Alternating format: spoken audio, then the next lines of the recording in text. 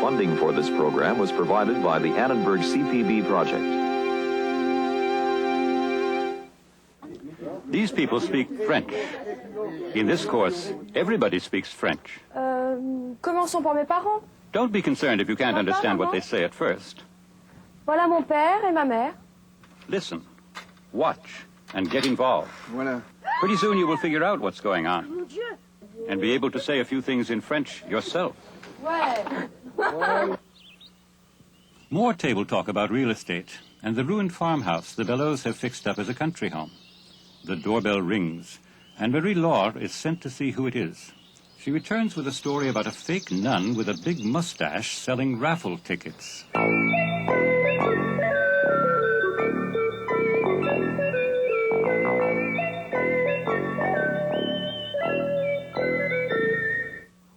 Jeudi soir, on est encore à table chez les Bellows. Colette, vous reprendrez bien un peu de foie gras. Vous aimez ça? Colette n'a plus de pain. Marie-Laure, va chercher le pain, s'il te plaît. Les loyers doivent être chers dans ce quartier. Oui, assez. Mais nous ne louons pas. Nous sommes en copropriété. Nous avons acheté l'appartement il y a une vingtaine d'années. Chaque copropriétaire paie sa part pour le chauffage, le traitement des gardiens, l'entretien, les réparations, le nettoyage périodique de la façade. Mais au total, même avec toutes les charges, c'est plus économique que de louer. Oui, bien sûr, la propriété, ça a ses avantages. Mais ça devient infernal. Ma famille possédait autrefois un domaine en Vendée, un petit château en Touraine, un autre en Bourgogne, avec quelques vignes, un manoir en Bretagne, un pavillon de chasse en Sologne, un mas en Provence, un chalet dans les Alpes, une gentilhommière dans le Périgord et un cottage en Normandie. Mais maintenant, c'est devenu impossible avec les impôts. Et surtout, le manque de domestiques. Car enfin, il faut bien le dire, on n'est plus servi. Comme vous avez raison, cher ami. Est-ce que vous voudrez bien me passer le sel, s'il vous plaît? Nous n'avons pas de problème de domestique. Il faut dire que nous n'avons pas de grand domaine. Mais nous avons tout de même une petite maison à la campagne qui nous sert de résidence secondaire, près de Dreux. C'était une petite maison de paysans qui était en très mauvais état que nous avons achetée. Les portes ne fermaient pas, il n'y avait plus de vitres aux fenêtres. Nous avons fait toutes les réparations nous-mêmes. Il a fallu changer presque toutes les tuiles du toit, il a fallu tout repeindre, tout retapisser.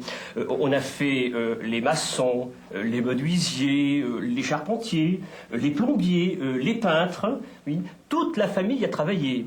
Ça nous a pris 2 ans pour la rendre habitable. On a fait amener l'eau, mettre l'électricité, on a transformé la grange en garage. Bon, ça, c'était pas le plus difficile. Il suffisait de laisser tomber un N et d'ajouter un A. Oh, arrête. Arrête tes jeux de mots absurdes. Qu'est-ce que c'est, le jeu de mots absurde? Grange, garage. Tu as grange, le mot grange, et tu veux faire garage. Tu enlèves un N et tu ajoutes un A. Tu vois? Non.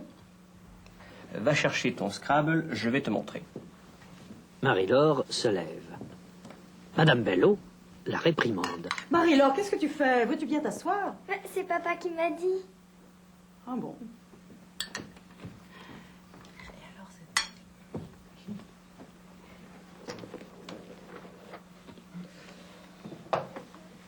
Alors, tu as grange, tu enlèves un N, tu ajoutes un A, et tu as garage. Voilà. C'est ça? C'était pas difficile, hein. Pendant ce temps, Madame Bellows continue sa conversation avec Robert. Ça se fait beaucoup depuis quelque temps. Les gens de la ville achètent de vieilles maisons de paysans, ils les modernisent et ils s'en servent comme résidence secondaire. Ils y viennent pour le week-end. Je trouve ça triste de voir les paysans chasser de leur vieille maison. Mais on ne chasse personne. Ce sont de vieilles maisons abandonnées qui tombent en ruine la plupart du temps. En tout cas, nous, notre maison, on l'a bien gagnée. On y a drôlement travaillé et elle est bien à nous. À ce moment, on entend un coup de sonnette. Il me semble qu'on a sonné. Marie-Laure, veux-tu bien aller voir, s'il te plaît? Marie-Laure se lève et sort de la pièce.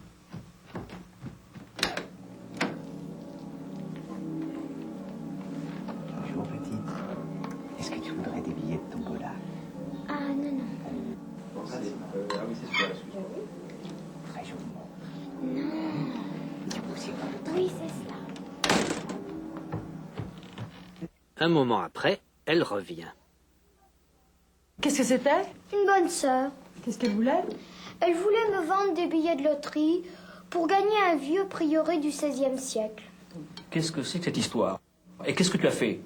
Je lui ai dit que ça ne nous intéressait pas, qu'on avait déjà une résidence secondaire et qu'avec les impôts, le manque de domestiques, ça suffisait comme ça.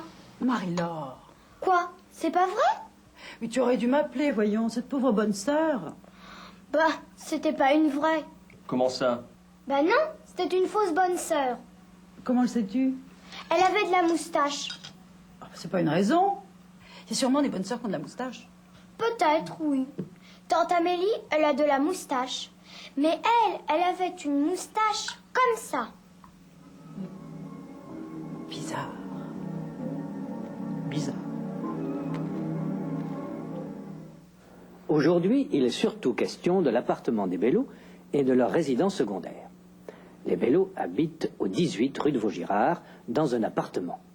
Ils ne sont pas locataires. Quand on n'a pas de voiture, on peut louer une voiture. Vous vous rappelez que Robert a loué une voiture pour aller à Provins. Quand on n'a pas de maison, on peut louer une maison ou un appartement. Vous vous rappelez que les Bello ont loué une maison de vacances en Bretagne. Quand on loue une maison ou un appartement, on est locataire. Quand on est locataire, tous les mois, il faut payer le loyer. Il faut envoyer un chèque au propriétaire pour le loyer. Les Bello ne paient pas de loyer parce qu'ils ne sont pas locataires, ils sont propriétaires. L'appartement est à eux. Ils ne paient pas de loyer, mais ils paient des charges. Ils paient pour le chauffage de l'immeuble, pour les réparations, pour le nettoyage périodique de la façade, pour le traitement des gardiens. Les gardiens, c'est le concierge ou la concierge. Tous les mois, les propriétaires, enfin les copropriétaires de l'immeuble, doivent payer la gardienne, la concierge. D'après M. Bello, même avec ces charges qu'il faut payer, c'est plus avantageux d'être propriétaire que locataire. Mais au total, même avec toutes les charges, c'est plus économique que de louer. Oui, bien sûr, la propriété, ça a ses avantages. Mais ça devient infernal. Ma famille possédait autrefois un domaine en Vendée, un petit château en Touraine, un autre en Bourgogne, avec quelques vignes, un manoir en Bretagne, un pavillon de chasse en Sologne, un mas en Provence, un chalet dans les Alpes, une gentilhommière dans le Périgord et un cottage en Normandie. Hubert énumère tout un tas de propriétés, de domaines que sa famille aurait eu un peu partout en France. En Normandie, en Bretagne, en Vendée, en Touraine, en Bourgogne, en Sologne, en Provence, dans les Alpes, dans le Périgord. Évidemment, quand Hubert énumère toutes ces propriétés, tous ces beaux domaines, il s'amuse un peu. Il joue un rôle, le rôle de descendant d'une grande famille aristocratique. Marie-Laure le prend au sérieux, mais il n'est pas entièrement sérieux. Il exagère peut-être un peu. Ce petit château en Touraine, par exemple, c'est le château de Chambord, construit au XVIe siècle par le roi François Ier. Il appartient aujourd'hui à l'État et n'a jamais, que je sache, appartenu à la famille de Pinot-Chambron. Un manoir, une gentilhommière, ce sont de petits châteaux, la maison d'un gentilhomme. Le mas, c'est la maison typique de Provence. Et le chalet, c'est la maison en bois typique des Alpes. Voilà des chalets dans les Alpes. De vieux chalets de paysans. Et des chalets modernes, des résidences secondaires. Donc, autrefois, la famille Dubert possédait tout un tas de propriétés. Mais maintenant, ce n'est plus possible. Oui, bien sûr, la propriété, ça a ses avantages. Mais ça devient infernal. Ce n'est plus possible d'avoir des propriétés, c'est trop difficile, c'est horrible, affreux, c'est un enfer, ça devient infernal. C'est devenu impossible pour deux raisons. D'abord, à cause des impôts, des taxes sur la propriété. Il faut donner de l'argent à l'État tous les ans. C'est très cher. Et puis, l'autre raison, c'est le manque de domestiques. Autrefois, on avait des domestiques. On avait des domestiques qui vous servaient. Aujourd'hui, il n'y a plus de domestiques pour vous servir. On n'est plus servi. Les courtois ont une bonne qui les sert, oui, mais c'est rare. Et puis, les bonnes d'aujourd'hui, elles ne travaillent plus comme autrefois. Car enfin, il faut bien le dire, on n'est plus servi. Tenez, regardez. Aline? Aline? Aline? C'est incroyable ce qu'on peut être mal servi. Excusez-moi, madame. Les bellos, eux, n'ont pas de domestiques du tout. Ils n'ont pas de bonne. Heureusement, ils ont Marie-Laure. Marie-Laure, va chercher du pain, s'il te plaît. Oui.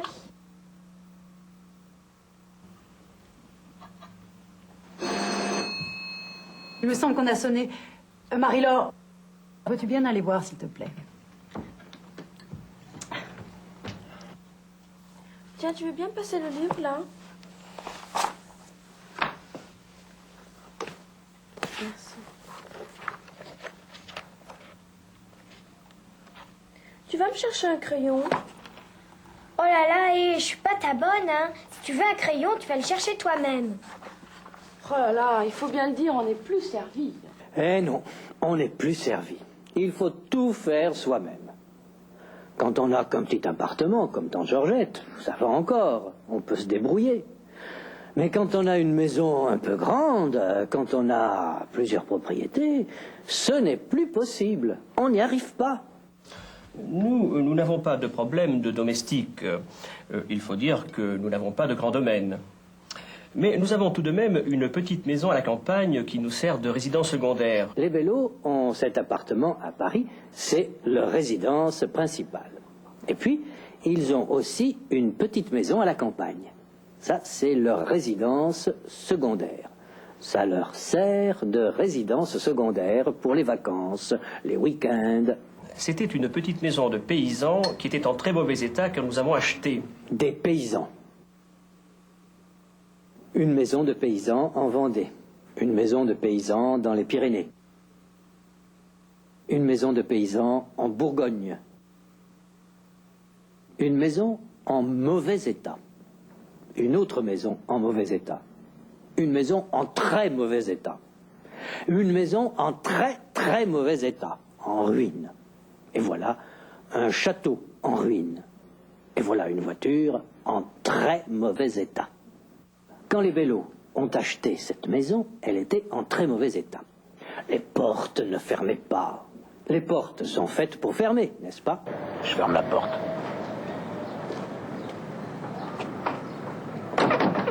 Voilà une porte qui ferme bien. Mais les portes de la maison des Bellos ne fermaient pas, ou fermaient mal. Il a fallu les réparer. Il n'y avait pas de vitres aux fenêtres. Normalement, il y a des vitres aux fenêtres. Ici, il y a des vitres. Vous voyez la réflexion dans les vitres. Mais dans la maison des Bellos, il n'y avait pas de vitres aux fenêtres, ou elles étaient cassées. Il a fallu les remplacer. Il a fallu remplacer aussi les tuiles du toit. Beaucoup de tuiles étaient cassées. Il a fallu les remplacer. Il a fallu tout repeindre. Voilà des peintres.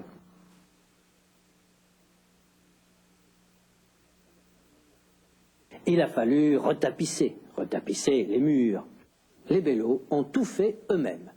Ils ont repeint eux-mêmes. Ils ont fait les peintres. Ce monsieur-là est peintre. C'est un peintre, un vrai peintre. Mais est-ce que M. Bello est peintre? Non, Il n'est pas peintre, il est ingénieur chez Renault. Mais il fait le peintre. Il n'est pas maçon, mais il fait le maçon. Il fait tous les métiers. Les Bello ont fait les peintres, les maçons, les menuisiers. Voilà un menuisier.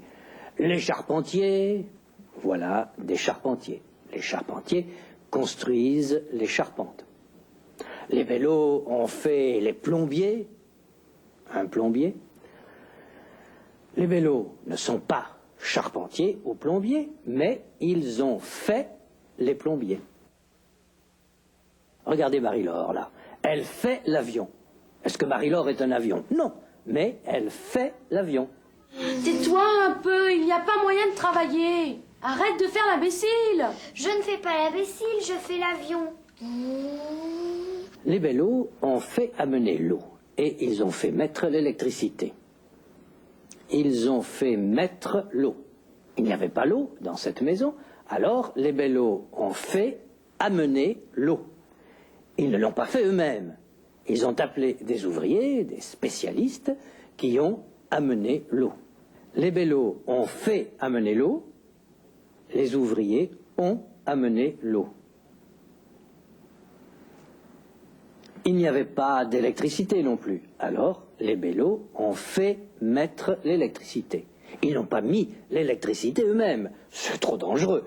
Ils ont fait venir des spécialistes, des électriciens. Ils ont beaucoup travaillé pour rendre la maison habitable. Quand ils l'ont achetée, elle n'était pas habitable. On ne pouvait pas y habiter. Maintenant, elle est habitable. Ils l'ont rendue habitable. Ça a été beaucoup de travail. Ils ont mis 2 ans pour la rendre habitable. Ça leur a pris 2 ans. Ils ont mis 2 ans. Ça leur a pris 2 ans. Ça nous a pris 2 ans pour la rendre habitable. On a fait amener l'eau, mettre l'électricité, on a transformé la grange en garage.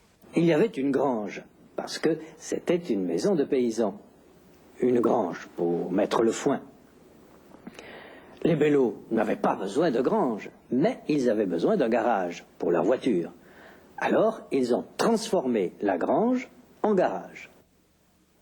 Facile, dit Mireille. Ça, c'était pas le plus difficile. Il suffisait de laisser tomber un N et d'ajouter un A. Regardez. Tu as grange, le mot grange, et tu veux faire garage. Tu enlèves un N et tu ajoutes un A. Tu vois? Non. Marie-Laure ne voit pas. Elle ne comprend pas. Alors, tu as grange, tu enlèves un N, tu ajoutes un A, tu as garage. Voilà. Tu enlèves un N.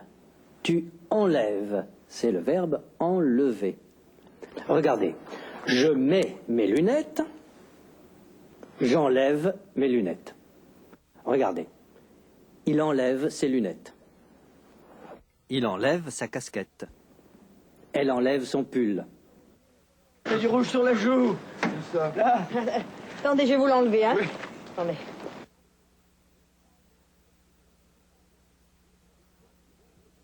Bon, donc les Bello habitent à Paris, rue de Vaugirard, dans un appartement.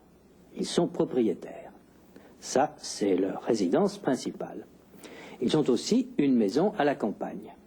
Ils sont propriétaires de cette maison aussi. Elle est à eux. Ils l'ont achetée. Cette maison à la campagne leur sert de résidence secondaire pour les vacances. Ça se fait beaucoup depuis quelque temps. Les gens de la ville achètent de vieilles maisons de paysans, ils les modernisent et ils s'en servent comme résidence secondaire. Ils y viennent pour le week-end. Robert, imaginez de pauvres paysans chassés de chez eux par les gens de la ville. Mais Mireille le rassure. Mais on ne chasse personne. Mais lui, oui, on le chasse. Mais on ne chasse pas les paysans. Ce sont de vieilles maisons abandonnées qui tombent en ruine la plupart du temps. Bon, voyons, nous allons demander à cette dame où elle habite et si elle a une résidence secondaire. Vous habitez dans quel quartier? J'habite le 5e arrondissement, pas très loin de ce jardin. Est-ce que vous habitez dans une villa? J'habite dans un immeuble, dans un appartement.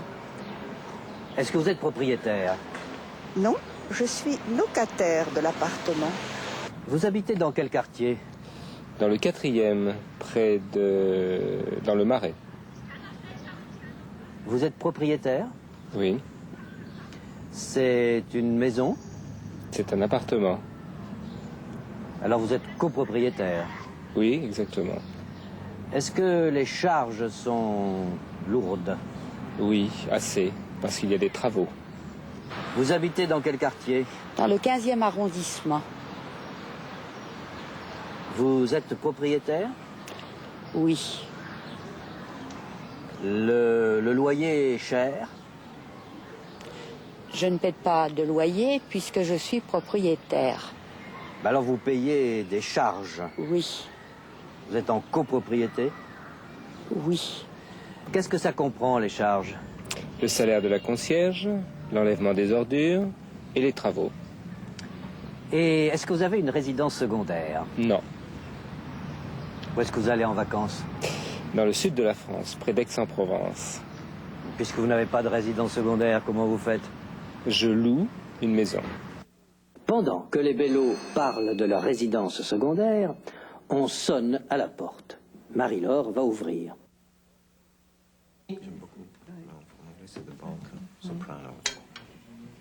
Qu'est-ce que c'était? Une bonne sœur. Une bonne sœur. Une bonne sœur. Qu'est-ce qu'elle voulait? Elle voulait me vendre des billets de loterie pour gagner un vieux prieuré du XVIe siècle. Un prieuré. Est-ce que Marie-Laure a acheté des billets de loterie? Non. Elle a dit que ça ne l'intéressait pas. Je lui ai dit que ça ne nous intéressait pas. Marie-Laure ne veut pas gagner un vieux prieuré du XVIe siècle. Ça ne l'intéresse pas. Elle a déjà une résidence secondaire. Une résidence secondaire, ça suffit. Avec les impôts, le manque de domestiques, tout ça. Qu'est-ce que c'est que cette histoire? Et qu'est-ce que tu as fait? Je lui ai dit que ça ne nous intéressait pas. Qu'on avait déjà une résidence secondaire et qu'avec les impôts, le manque de domestiques, ça suffisait comme ça. Marie-Laure. Quoi? C'est pas vrai? Mais tu aurais dû m'appeler, voyons, la pauvre bonne sœur. Bah, c'était pas une vraie. Comment ça? Bah non, c'était une fausse bonne sœur. Comment le sais-tu? Elle avait de la moustache.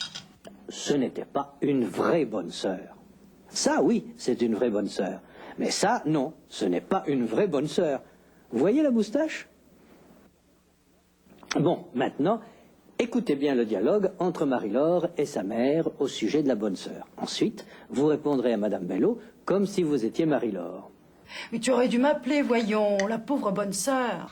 Bah, c'était pas une vraie. Comment ça? Bah non, c'était une fausse bonne sœur. Comment le sais-tu? Elle avait de la moustache. Maintenant, répondez comme si vous étiez Marie-Laure. Mais tu aurais dû m'appeler, voyons, la pauvre bonne sœur. Bah, c'était pas une vraie. Bah, c'était pas une vraie. Bah, c'était pas une vraie. Comment ça? Bah non, c'était une fausse bonne sœur. Bah non, c'était une fausse bonne sœur. Bah non, c'était une fausse bonne sœur. Et comment le sais-tu? Elle avait de la moustache. Elle avait de la moustache. Elle avait de la moustache. Voyons maintenant ce que vous avez retenu. Écoutez, regardez, réfléchissez et parlez. Les Bello ont un très bel appartement rue de Vaugirard, mais ils ne paient pas de loyer. Pourquoi est-ce qu'ils ne paient pas de loyer? Parce qu'ils sont propriétaires. La gardienne, qui est-ce? Vous savez qui c'est? C'est la concierge. D'après vous, ça, c'est un chalet dans les Alpes ou un mas en Provence? Un chalet dans les Alpes. Ça, c'est un cottage normand ou un mas provençal? C'est plutôt un mas provençal. D'après vous, est-ce que M. Bello fait le maçon ou le menuisier ici? Il fait le maçon. Et ici, il fait le peintre ou le plombier? Le peintre. Regardez bien.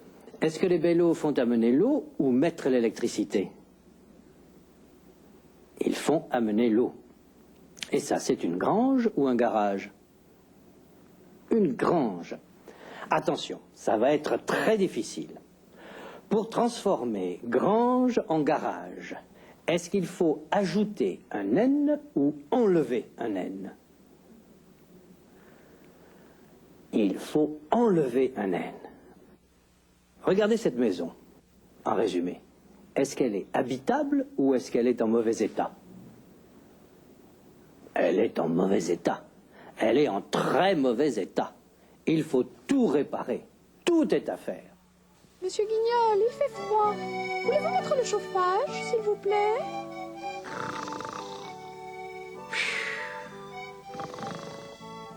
Monsieur Guignol, les vitres sont sales. On ne peut même plus voir la tour Montparnasse. Voulez-vous laver les vitres, s'il vous plaît, monsieur Guignol?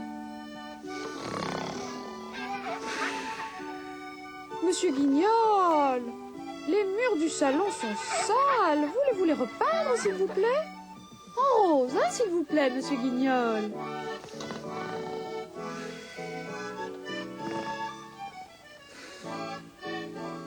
Monsieur Guignol, il pleut dans ma chambre. Il va falloir remplacer les tuiles du toit, s'il vous plaît.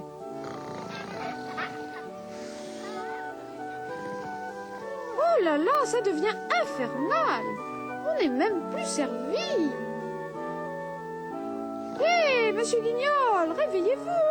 Oui, doucement, doucement. Vous voyez bien que je dors, non? Alors...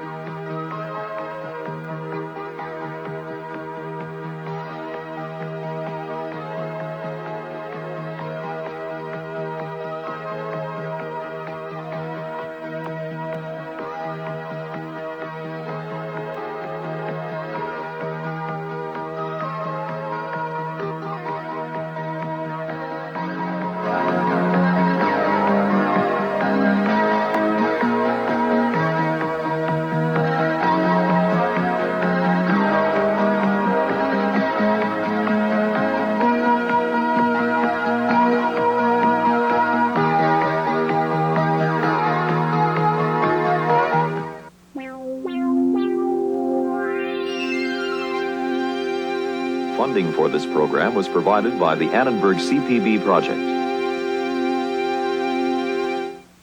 Additional funding was provided by the Andrew W. Mellon Foundation, the Florence J. Gould Foundation Incorporated, le ministère des Affaires étrangères, le ministère de la Culture et de la Communication, le Commissariat général à la langue française, the Jesse B. Cox Charitable Trust, and the National Endowment for the Humanities.